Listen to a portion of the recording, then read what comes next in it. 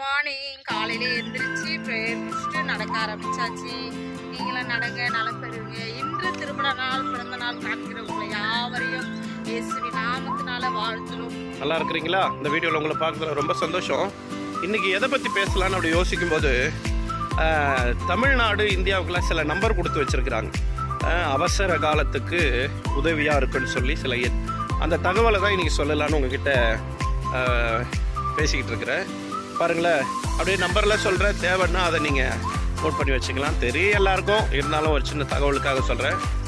Police அவசர கால உதவி எண் 100, தீயணைப்பு அவசர கால உதவி எண் 101, ஆம்புலன்ஸ் உதவி எண் 102, 108, போக்குவரத்து காவல்துறையுடைய அவசர கால எண் 103, தேசிய நெடுஞ்சாலை துறையினுடைய அவசர கால எண் 1033, மாநில கட்டுப்பாட்டு அறை 1070, பீடர் காலத்தினுடைய அவசர கால உதவி எண் 1077, பெண்கள் பாதுகாப்பு அவசர கால உதவி எண் 1091, கடலோர பகுதியினுடைய அவசர கால உதவி எண் 1093, குழந்தைகள் பாதுகாப்பு அவசர கால எண் 1098, முதியோர்கள் பாதுகாப்பு அவசர கால எண் 1253, இரத்த வங்கிக்கான அவசர கால எண் 1910, கண் வங்கி அதுக்கான அவசர உதவி எண் 1919, ஆதார் உதவி எண் 1947, ரயில்வே அவசர கால உதவி எண் 139.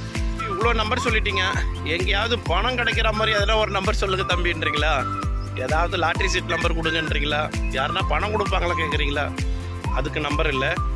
இதெல்லாம் ஏன் தம்பி சொல்லிட்டு இருக்கிற? கட்டாயம் எப்பயாவது தேவைப்படும். அப்போ இந்த வீடியோவில் எனக்கே அது தேவையாக இருக்கும், அது உங்களுக்கும் பிரயோஜனமாக இருக்கும் நம்புகிறேன். இதெல்லாம் விட பைபிளில் ஒரு வசனம் சொல்லுது, அங்கேருந்து ஒரு உதவி நமக்கு வருன்றதில்ல ஒரு நம்பர் கொடுத்துருக்கிறாரு. சங்கீதம் 50:15, ஆபத்தில் என்னை நோக்கி கூப்பிடு, நான் உன்னை விடுவிப்பேன். நேற்று சொன்னது போல் 333, அவன் என்னை நோக்கி கூப்பிடுவான், நான் அவனுக்கு உத்தரவு கொடுப்பேன். ஆபத்து காலத்தில் என்னை நோக்கி கூப்பிடு, நான் உன்னை விடுவிப்பேன். சங்கீதம் 50:15. உங்களை விடுவிக்க இந்த உலகத்தில் எந்த மனுஷனாக இருந்தாலும் அவர்களை பாதுகாத்து விடுவித்து ஆசீர்வதிக்க அவர் நல்லவராக இருக்கிறார் என்று சொல்லி உங்களிடமிருந்து விடைபெறுகிறோம். பபாய்.